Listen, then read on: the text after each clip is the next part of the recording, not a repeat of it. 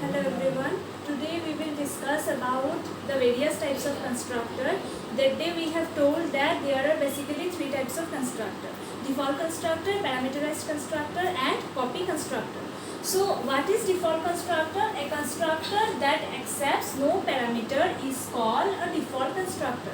Means whenever a constructor doesn't accept any parameter, then it is called a default constructor. Okay, so here you see this is the constructor definition. Along with the class and scope resolution operator, we have defined the constructor, and this constructor is not taking any arguments. So this is what this is a default constructor.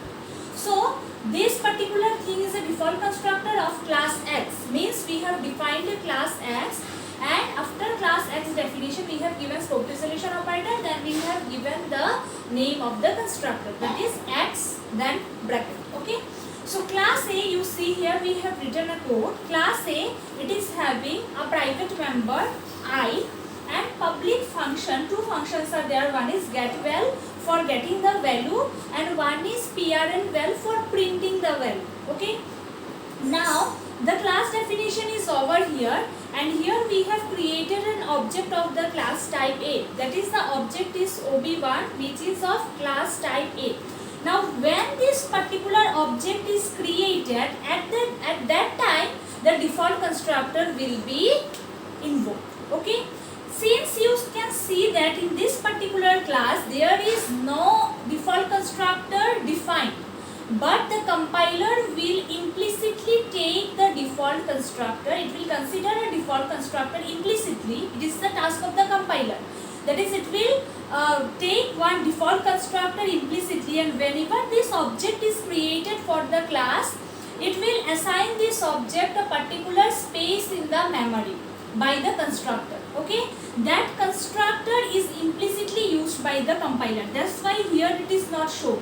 The compiler is implicitly using the constructor. So whenever this object is created, the implicit constructor will be invoked, and then we can use the object for referencing the member function. Means object, then dot, then we have to write the name of the member function. So it will invoke a particular member function through the object. Now the member functions are defined under the public section. So this object can easily access that member function because these are defined under the public section. But the object cannot access the data member, that is I, because I is defined under the private section. Okay. Now we will see the parameterized constructor. So what is the definition? It is telling default constructor. We have already seen that what is default constructor, that it doesn't take any argument value. Now what is parameterized constructor? From the name itself we can tell that this constructor is having parameter inside it. Means the constructors which accepts arguments or parameters are called parameterized constructor. Means this particular constructor will take arguments inside it. Suppose example, you see class test we have taken. This test is the name of the class. Now int and this is what, this is one data member which is defined under the private section.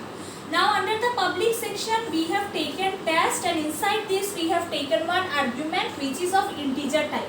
Now since we have considered argument inside this, now this test and this test name is same.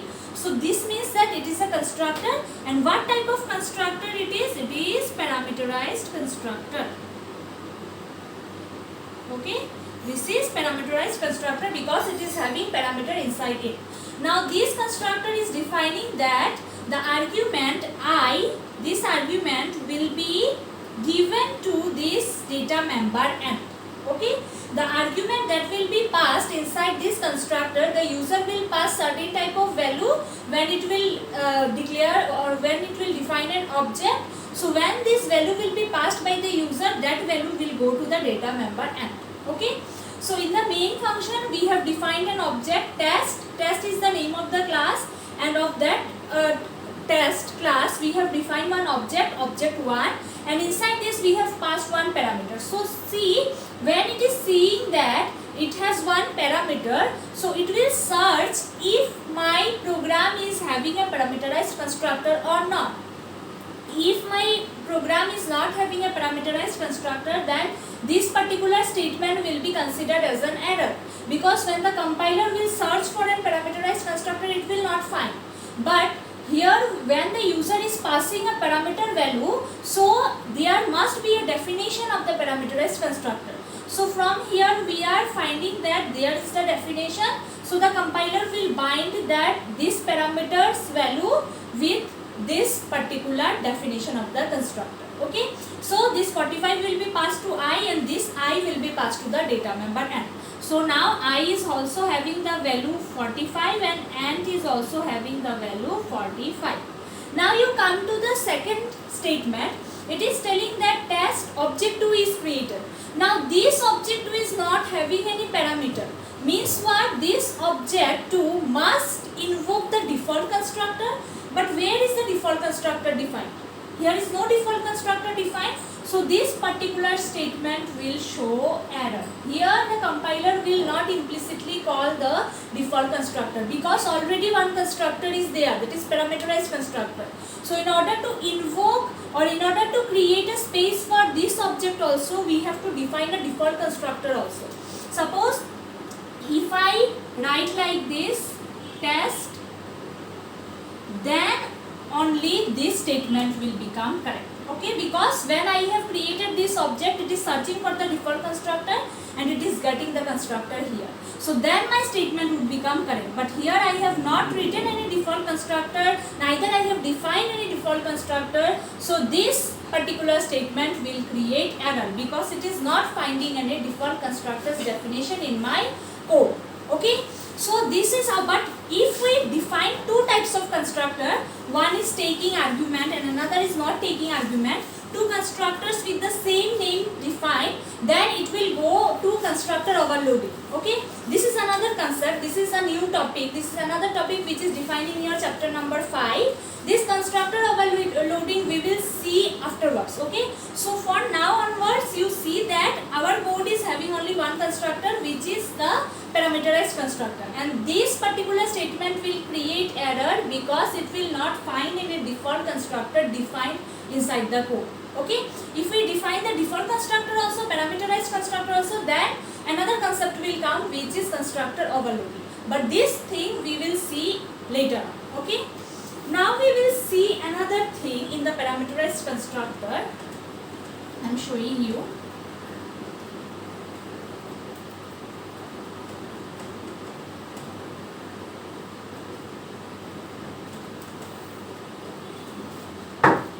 In this parameterized constructor, you see, we can consider another class, suppose class A, and inside this we have taken two private members. One is integer type I, another is floating point type J. Okay, and in the public section we are defining like this: A int A equals to 0, float B equals to 1000. This is what this we are taking some default argument type. Okay, now we have closed the bracket, means here we have not defined the A. Okay, here we have this A is a parameterized constructor, but here only we have created what? We have created only a prototype here. This particular thing is a prototype. We have not defined the constructor. So for defining, suppose we have closed our class here. So if we want to define the constructor outside the class, then how we define? First we give the name of the class, then we give the name of the constructor, and inside the bracket we give the argument list. First one is integer, second one is float. Okay. Now we are giving the definition: I equals to A and J equals to B. Okay, this is the definition. Now in the main function, the user is passing some value. It is creating an object, suppose A ob1, and inside this we have passed argument 23, 2715.50. This one statement, this one value is passed, and another object it is creating like this. So now what will happen, you see? First time what we have seen that in the first part we have seen that we have created object is having parameters and the second object is not having parameters, but that created a problem that was showing an error in my code because it is not finding any default constructor. So where from it will get the value? But this particular problem can be solved if we pass default argument value inside the prototype of the constructor. Suppose same program we have written, this I and j, suppose these are the two data members, one is of integer type, one is of floating point type. Now in the public section we have defined the prototype.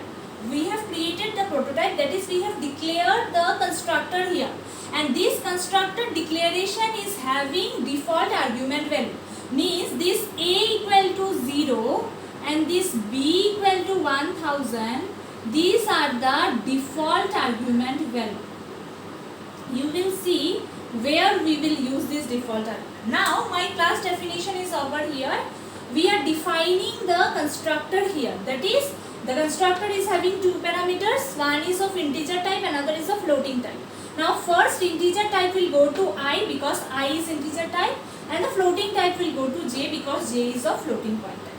Now in the main function the user is creating object, two objects. One object is passed with a parameter, means one object is created by passing parameter. So first value is integer type, okay, and second value is floating point type. From here we are seeing, so it will match with the definition whether it is matching or not. So this first value will be passed to A and this second value will be passed to B because it is finding that it is having the parameterized constructor's definition. So A will be passed, that is 23 will be passed to I, and this 2715.50 value will be passed to J. Okay. Now you come to next line. This line is okay. This statement is okay. Now you can come to next line. AOB2. Here another object is created without any parameter. But earlier you remember that this created problem. This was showing error because we don't have any default constructor. But this particular statement will not create problem because of this default argument. When the compiler is seeing that there is no value of argument passed inside this object, so what it will do, it will search for the prototype of the constructor whether any default argument value is passed or not. Default argument means what we have discussed in the classes chapter also, that what is the not classes chapter, we have discussed in the functions chapter, that is chapter number 3. What is the work of default argument? That is, if we miss a value, particular value in the function while giving the definition of a function, if we miss a particular value or the user doesn't give any value, then that function takes the default argument's value. Means by default a particular value is given to that function. So if the user misses any value, then that default argument value will be passed to that particular function. So now also the same case is occurring. Here also it is not finding any parameter. So what the compiler will do? Compiler will give the default argument value to this particular thing. That is, it will give A equals to 0's value to I, that is I will be storing now 0, and J's value will be given from B. So B is 1000. So this value will be passed to J. Okay. So here you see our earlier problem is solved by passing a default argument value in the constructor's prototype. Okay. So if you give like this a default argument value, and if you give if you create one object with parameters list and another object without any parameter list, then also your program will not create any error, because it will find that this is having the parameters list. It will give the parameters to the required object or the parameters, that is it is having in the definition, and the place where it is not finding any parameters value from the user, it will consider the default arguments value. Okay. Now we will see the topic significance of default constructor, means why we need this default constructor. First we will see one code 1, which will be default constructor not available. Okay. Without default constructor we will see one code, and with default constructor we will see another code. What will be the difference you can understand. Okay. Default constructor not available. This I am writing for default constructor not available. So what will happen? We are writing a code. Suppose class is my test.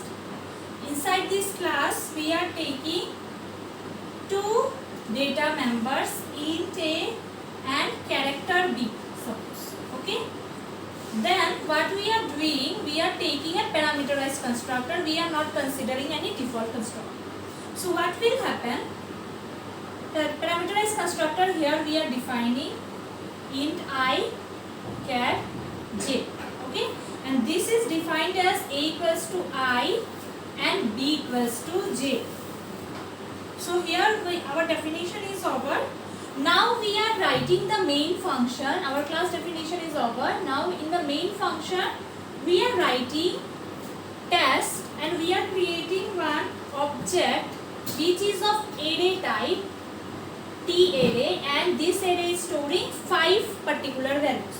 Now we are considering another object of test new obj, and here we are passing certain parameter value, that is 31 answer. So what will happen now? You see. First, these are the data members which are of private type. Inside the public section we have defined a constructor, and this is the parameterized constructor. I's value is given to A and J's value is given to B. Now here my class definition is over, and in the main function we have assigned a object which is of array type for the class test. Okay. Now what will happen? You see, this particular line will show error.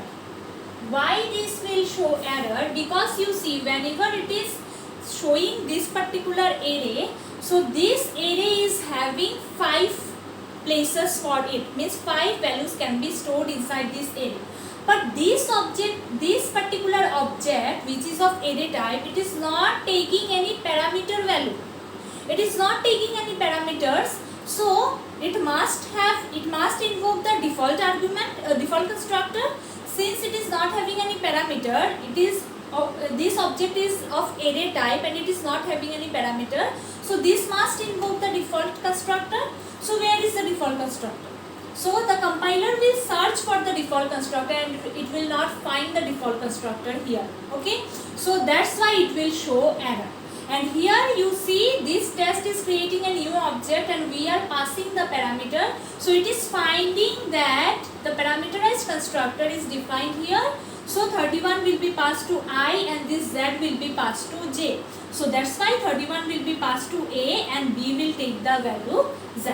So this particular statement will not have any problem. But the problem lies in this statement where we have created the array. Okay. So now we will see this one, that with if my constructor, default constructor is available, then what will happen? Then my program will not show any error. This is code number 2 and this is the code where we are telling that my default constructor is available here. Now what we will do, you see. We will define one default constructor now and my program will not show error. Along with output I will show you. So here we have taken this private member and in the public section first we have defined a default constructor like this. Okay. This default constructor is printing something like default constructor being called. Okay. This particular default constructor is giving the output default constructor is being called. Now this default constructor's definition is over. Now we are suppose creating a parameterized constructor. So in the parameterized constructor we are writing the name of the class again test, then int I and char j we have taken, and inside this we are defining like a equals to I and b equals to j. And it is printing something like this, cout parameterized constructor. Suppose it is printing like this, parameterized constructor. So you will see the difference here. Now this is also over my default argument value. Now I am closing my classes definition. My classes definition ends here. Okay, this is my classes definition. Now in the main program, what we have written, we have created the same object. First object is array type and second object we have created using the parameterized constructor. Okay, so what will happen now, you see how this output will be shown. I am showing you the output also. Now this particular thing will not create any type of error, because when the compiler will see that this object is created which is of array type, and this array is having places for 5 particular values, means 5 times this constructor will be called. Okay, because this is an array and this particular array object is not taking any parameter. So when this array object will be created, it will invoke a default constructor. And how many times the default constructor will be invoked, it will depend upon the index of the array. So here the index is 5, so the default constructor will be called 5 times. Now my compiler will find that default constructor is defined here. So it will invoke the default constructor how many times? 5 times. So my output will display. Now this is invoking this constructor, default constructor. So inside this default constructor, it is printing default constructor being called. So it will be print default constructor being called, and it will be printed how many times? 5 times. Default constructor being called. Default constructor being called. Default constructor being called. Default constructor being called. So 5 times it has invoked the default constructor. Why? It will depend upon the index of the array. Since my array index is 5, so it will invoke the default constructor 5 times. Okay. Now in the next line you see that another object is created of the class test, and this particular object is taking 2 parameters. One is integer, another is character. So it must search a constructor which is parameterized constructor, and the compiler is finding that parameterized constructor is defined. So here is the parameterized constructor. So this 31 will be passed to I, and this z value will be passed to j. So similarly this 31 will go to A and z will go to B. Okay, and then it is finding that cout parameterized constructor. So what will come as the output? After 5 times writing default constructor being called, then it will go to that parameterized constructor and it will print parameterized constructor only one time. Okay, only once it will invoke the parameterized constructor, because the array we have created for the default constructor. So that's why depending upon the value, index value of the array, the default constructor will be called 5 times and the parameterized constructor will be called only once. Okay, so this is how, this is what the significance of the default constructor. Why we need the default constructor? In the earlier code, what we have seen that when the default constructor is not available, then this particular object, array object, is not finding the definition of the default argument, and so it is creating error. But here when we have defined a default constructor, this particular statement will not create any error. Okay. Now you see the invocation of constructor. This will be our last topic for today. So how we basically invoke a particular constructor.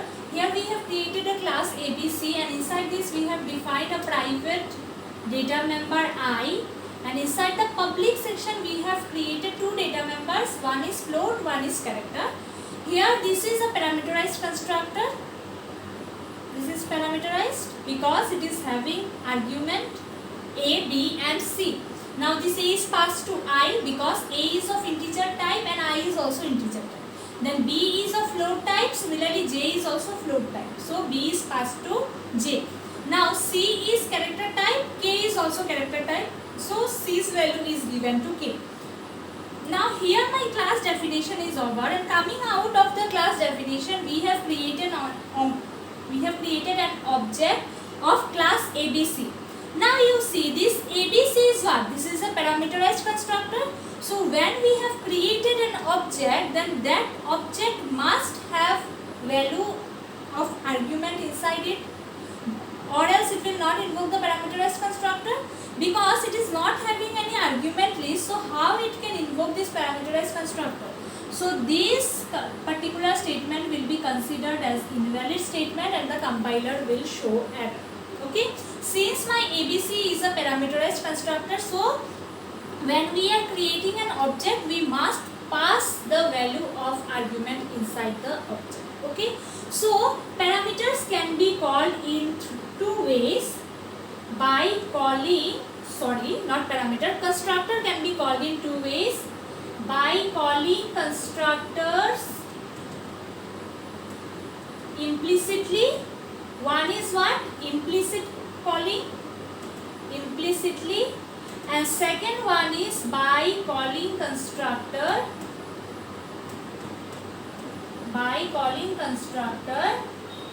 explicitly. Now we will see how this particular calling is done. This is known as implicit call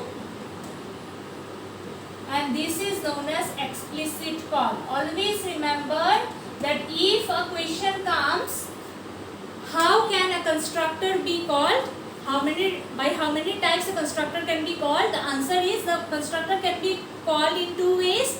One is implicit call, another one is explicit call. Now we will see how this implicit call and explicit call works. Okay, how implicit call is done and how explicit call is done. Suppose this was my particular program. Let me write the program again. I have dropped it. Class ABC INTI public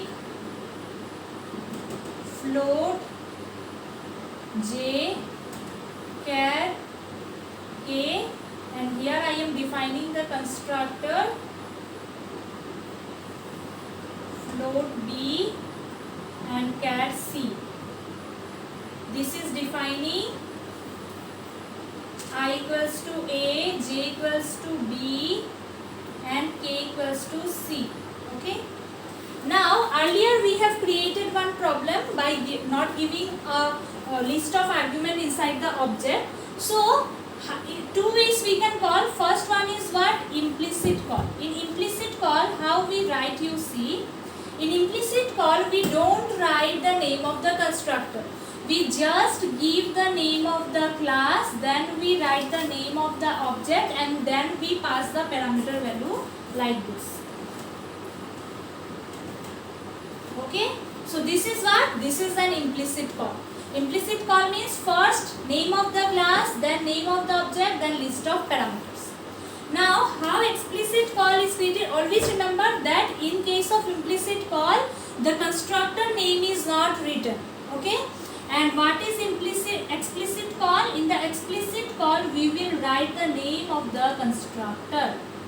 Okay, implicit means the compiler will automatically understand when you will create an object of the class type ABC, compiler will automatically understand that it has to invoke the constructor of the same name. So this call is known as implicit call. But in the explicit call, the user will tell the compiler that this is the name of the constructor which you have to invoke. So the explicit call must be like this: name of the class, then name of the object, then equals to symbol, then name of the constructor, then you have to give the list of arguments that you are passing. So this is how the explicit call is done. Okay. So always remember, in implicit call there is no need to write the name of the constructor, only we give the name of the class, then object, then list of parameters. And in the case of explicit call, we write the name of the class, then name of the object, then equals to symbol, then name of the constructor, and then we give the parameter list. Explicit means user is telling the compiler that I have mentioned the name of the constructor, you please call that particular constructor. Okay, and in the implicit call, the compiler automatically understands that it has to invoke a that constructor which is having three arguments in it. First argument is integer type, second is float, and third is character. So in implicit call, compiler automatically understands and it calls the constructor, and in explicit call the user tells the compiler that this is your particular constructor, you have to call that particular constructor. Okay, so this is all for your today's class. In the next class we will discuss about the copy constructor. Today we have seen the default constructor and the parameterized constructor, and what is the use of default constructor, how we use the default constructor, what is the need of the default constructor, then invocation of the constructor also we have seen. In the next class we will discuss about copy constructor and more other topics. Okay, thank you.